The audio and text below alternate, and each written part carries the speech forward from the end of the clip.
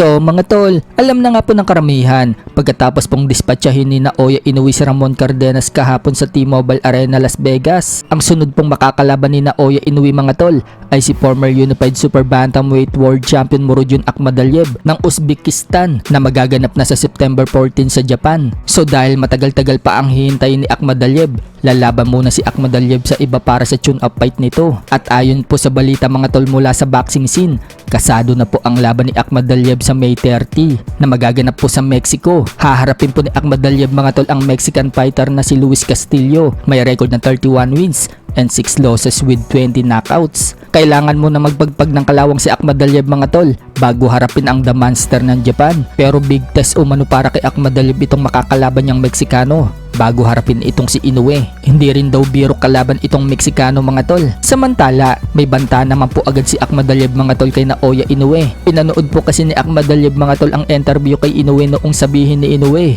na si Akhmadaliev na daw ang next niyang lalabanan sa September. Kaya challenge accepted daw yan para kay Akhmadaliev. At sinabi ni Akhmadaliev mga tol, big fight, let's go champ, September 14, Uzbek Power coming. Big fight. Let's go, champ. September 14. Uzbek Power coming.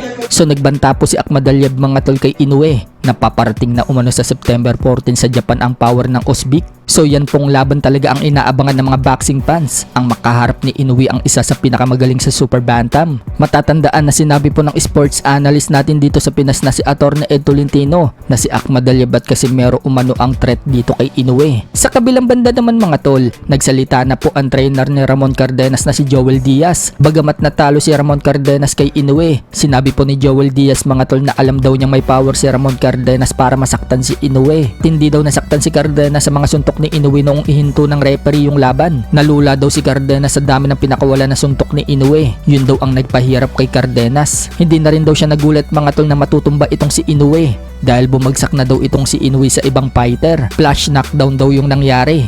Nakabangon daw itong si Inoue at nakarecover. Sa pagtigil naman ng referee mga tol, para kay Joel Diaz, ayos lang daw yon. Dahil sinabi naman daw niya kay Cardenas bago pumasok ang round 8 na ititigil daw niya yung laban kapag nag-stay pa din daw si Cardenas sa lubid.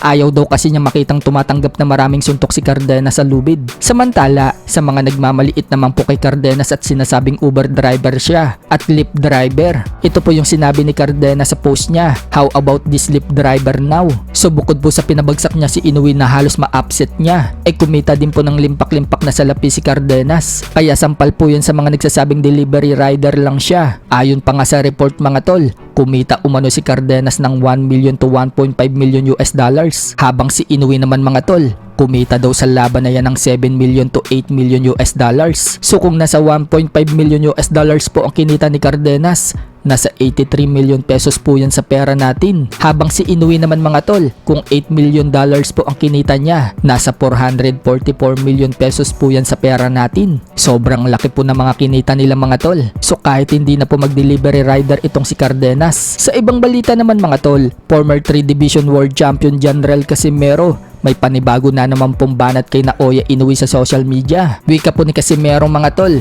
malakas ka daw hunghang, sisiw ka lang. Cartel, kung malakas ka, ako ang kalabanin mo. Kapag ako ang nakatama sa'yo, yung dalawang mata mo, didikit yan sa utak mo.